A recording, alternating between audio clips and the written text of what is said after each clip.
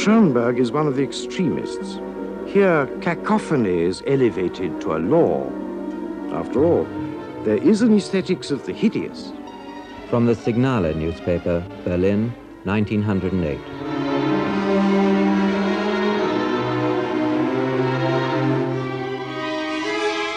For me, however, his thought belongs to fin de siècle romanticism and the decadence of the 90s, and therefore looks backward rather than forward. Edmund Rubra in 1951.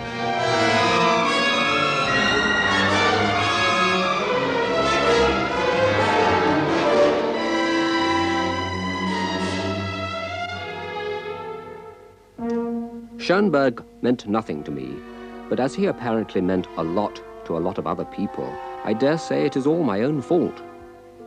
Ralph Vaughan Williams in 1951.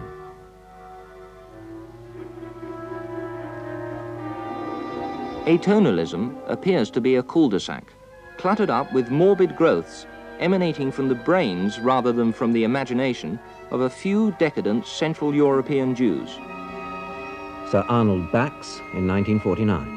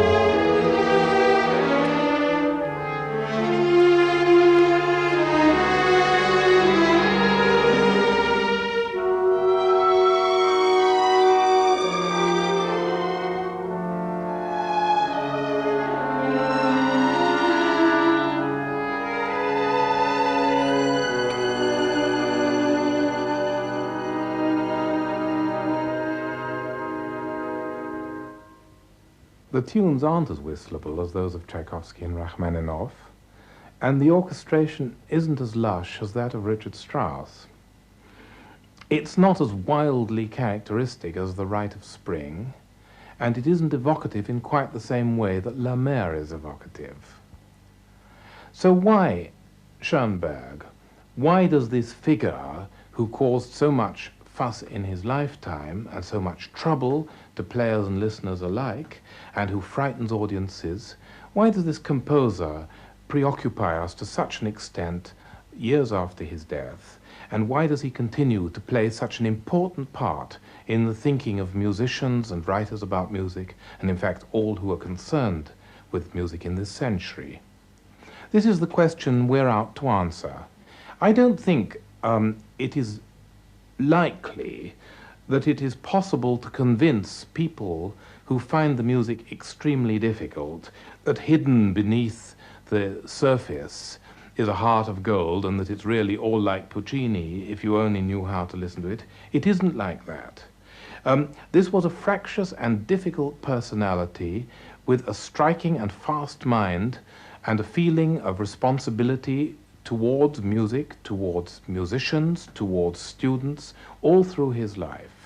His whole life was a struggle to keep his family in the most basic way, and a struggle to achieve his own difficult conception of what music was and had to be. He was also a painter, but they're not the kind of paintings which you'd like to have above your fireplace.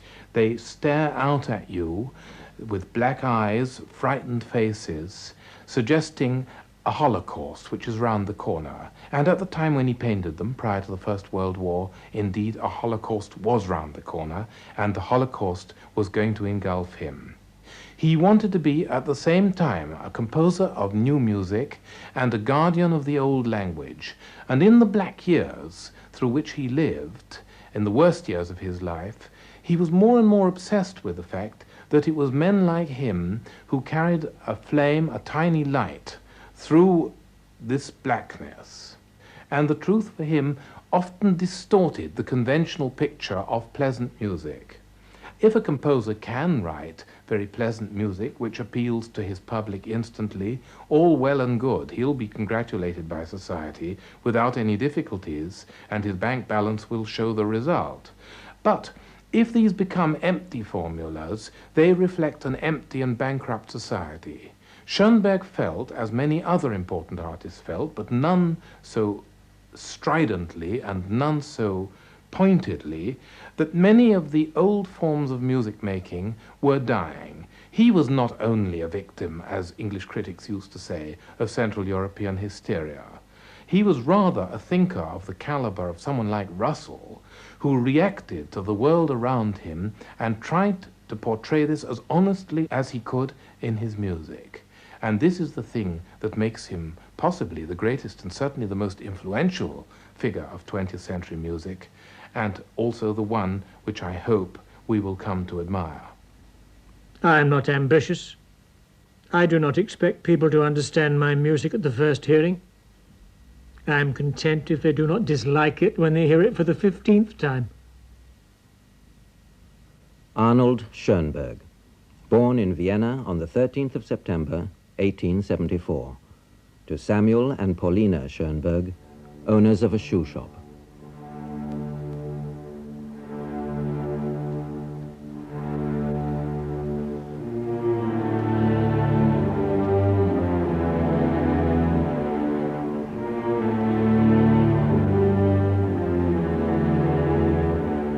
As a child of less than 9 years, I had started composing little and later larger pieces for 2 violins, in imitation of such music as I used to play with my teacher. Decisive progress took place when, a few years later, I found a classmate who possessed a viola and could play it. At once I started writing trios for 2 violins and viola.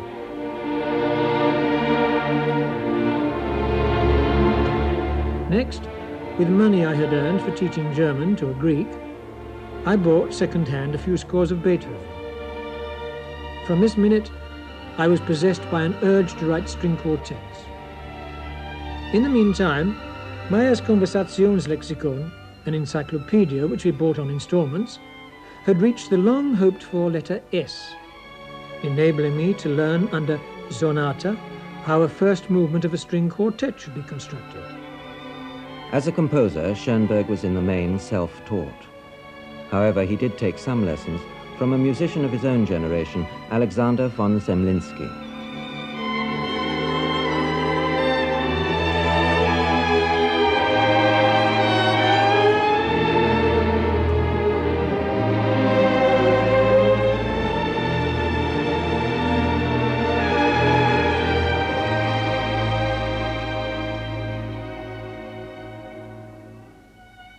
I had been a Brahmsian when I met Zemlinsky. His love embraced both Brahms and Wagner, and soon after I became an equally confirmed addict. No wonder that the music I composed at that time mirrored the influence of both these masters.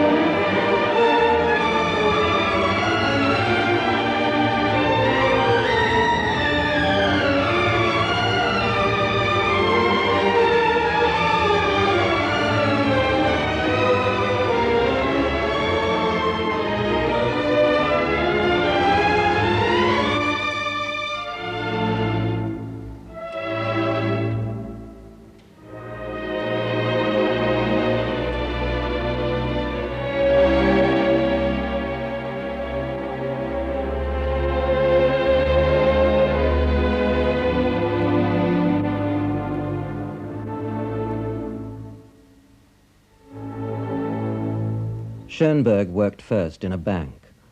To his delight, the bank went bust and he was able to turn to music, doing any kind of odd job in the world of operetta and popular musical theatre, copying, arranging, orchestrating. In 1901, he married his teacher's sister, Mathilde von Semlinsky, and moved to Berlin. There he became music director of a so-called intellectual cabaret, the Überbrettel. Still, hack work was the only real source of money, and after 2 years he returned to Vienna. In 1903, he began a lifetime of teaching. Vienna had always treated its artists very shabbily, and at the same time prided itself on being the center of a great musical tradition. Mozart, Haydn, Beethoven, Schubert, Bruckner, and more recently, Hugo Wolf, and of course, Gustav Mahler. The music of this time is what we call late Romanticism. But late Romanticism isn't just, as the cliché has it, a sort of musical decadence, a glorious twilight before the ravages of the First World War. It was a period throbbing with musical ideas, in which new things were being discovered, traditional forms were being discarded, and it was a happy time in many ways because the highest musical standards were combined with a thrust forward and a new inventiveness. It was against this background that Schoenberg was working.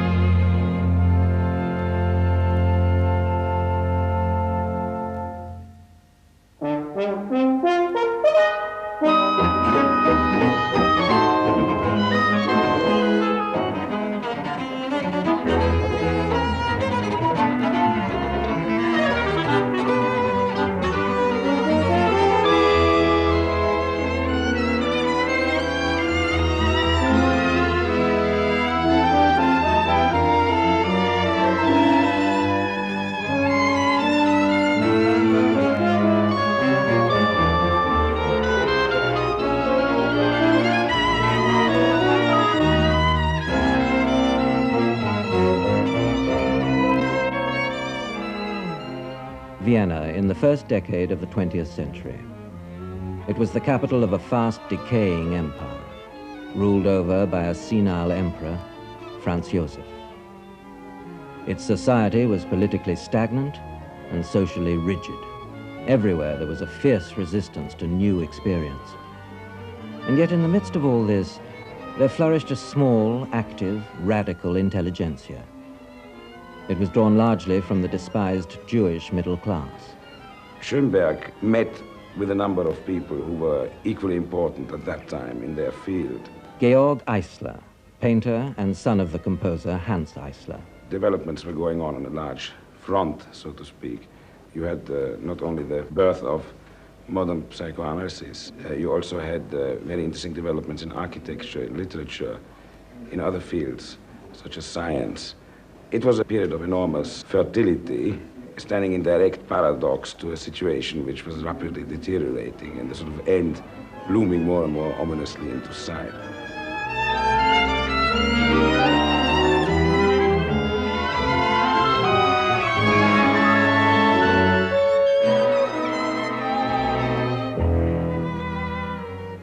Living conditions were, for many of these intellectuals, not of the ideal nature. They lived in small flats or rented rooms, and the coffee house was a sort of home from home, what you would call a club here. They used to go there to read the papers. You could, for a price of a cup of coffee, you could get practically all the world's big papers served at your table. Quite a number of very important works were produced on coffee house tables. The place where the Schoenberg circle met was the Café Museum, which was originally built by the architect Loos. That means there was a whole coterie of Loos pupils always converging there. And at that coffee house, it was rather, shall we say, a cultural overkill at that particular period.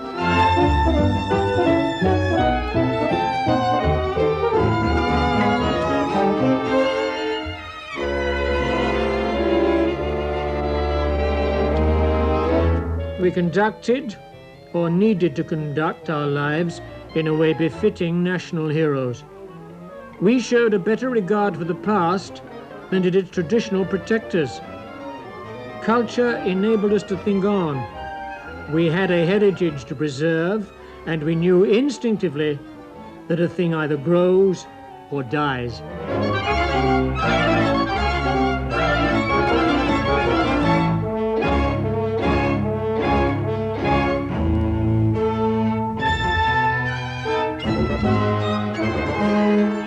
Who were these heroes of Schoenberg's?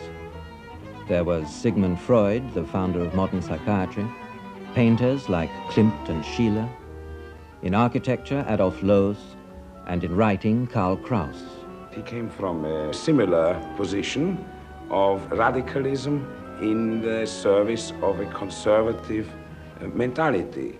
He thought that the world was going to the dogs because people were disusing language, and the use of the emergence of the cliché in conversation, of the easy phrase in journalism would most surely bring the world to a speedy end.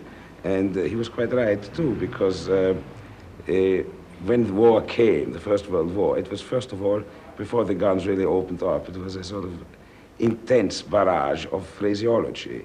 Loos, as an architect, was a similar figure to Schoenberg. If Schoenberg was a composer who was being performed very infrequently, Loos was an architect whose buildings came up at enormous intervals. And he was a man of enormous projects, of theories, and of the sort of pioneer in the idea that architecture was a way of life and not just a series of walls. So this rather strange compendium came into being. And this links up Schoenberg with a sort of young Jewish intelligentsia of the time, who were in their cultural emanations very ecstatic, fin du monde-ish, aware of catastrophes.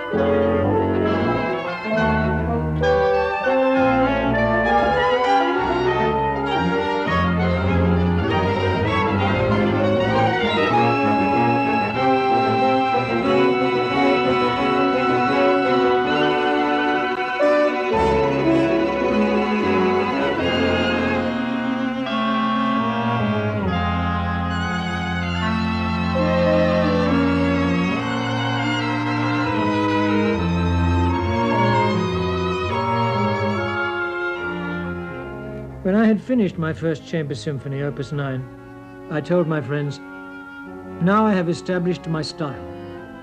I now know how I have to compose. But my next work showed a great deviation from this style. the Supreme Commander had ordered me on a harder road. The years between 1907 and the outbreak of the First World War in 1914 were a period of frenzied activity for Schoenberg, as indeed they were for James Joyce in literature and for Picasso and Braque in painting.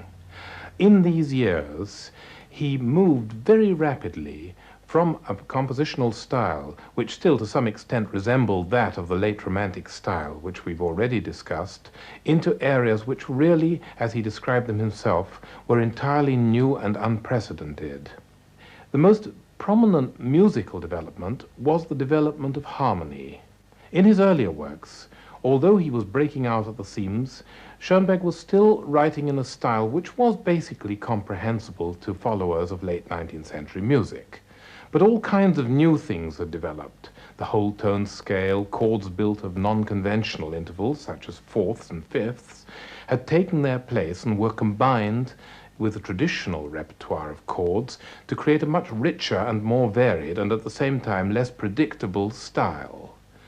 And in this second string quartet in F sharp, which Schoenberg wrote in 1907, now for the first time, I think, Schoenberg wanted it to be recognized that a piece of music could survive by being simply a construction of chords which did not owe allegiance to some central key signature. This isn't a purely technical idea, it's also a search for a different kind of expression. At this time, he was very well aware that he was moving forward. Now, however, that I have definitely started on my journey, I may confess to having broken off the bonds of a bygone aesthetic. And if I'm striving towards a goal that seems to me to be certain, nevertheless I already feel the opposition that I shall have to overcome.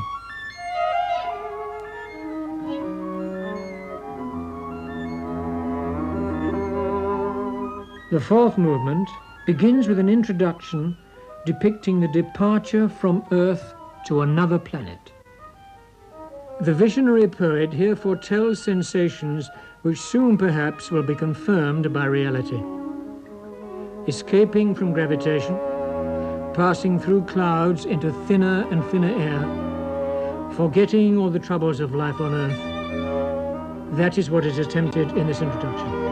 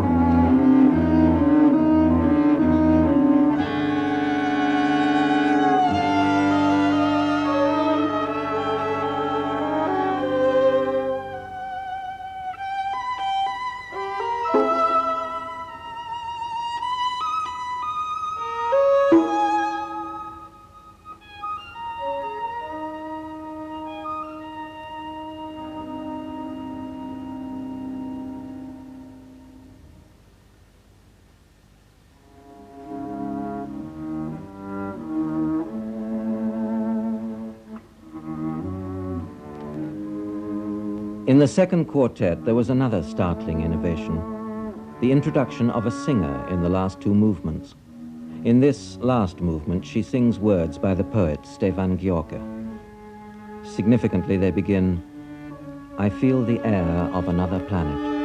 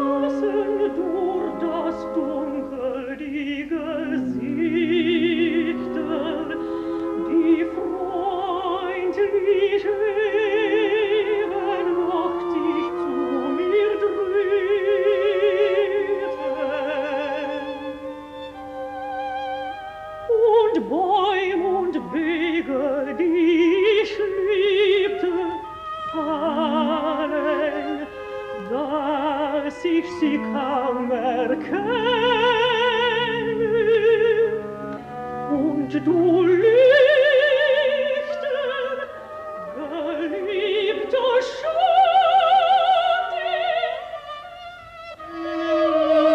auf meinen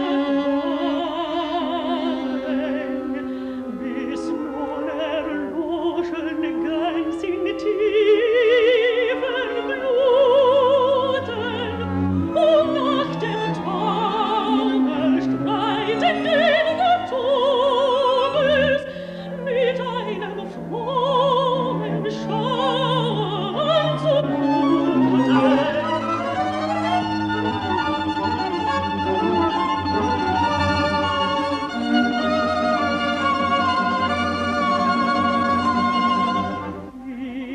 Ich löse mich in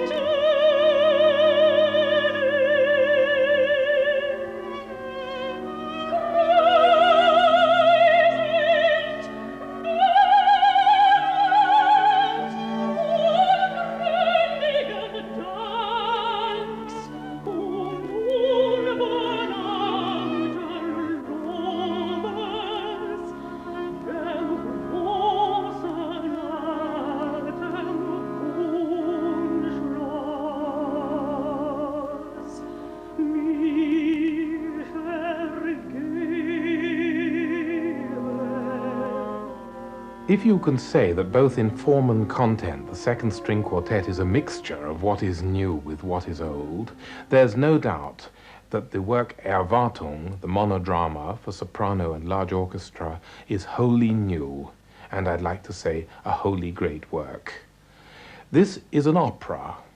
If you like, it's a vast extension of the idea of the end of Tristan and Isolde, when Tristan lies dying and Isolde sings a great monologue over his dying body and then dies herself. Erwartung, in its text, is a clear reflection of the invention of psychoanalysis, and it's been suggested that the terminology of the text, the broken grammar, the sudden images jumping up, the choice of location, a woman alone in a forest looking for her lover whom she finds to be dead, suggest the kind of protocols which are characterized by early psychoanalysis. If you like, here you have a patient on a couch, either dreaming or remembering or recollecting or dramatizing herself into a role. It's believed that Schoenberg himself thought of the idea, but the official collaborator and the writer of the text was Dr. Marie Pappenheim, who was herself a qualified psychiatrist who attended Freud's psychoanalysis classes. But the work isn't new only because of the new subject matter. That doesn't make a new piece of music. What is wholly startling about the piece is the way it's composed. It's astonishing when you hear this work with its huge orchestra and this enormous rich expression of harmony, of counterpoint, of anything you like, and the wild writing and surely the number of notes in the piece, that Schoenberg wrote this piece in 3 weeks in what must have been white heat. Du bist nicht gekommen,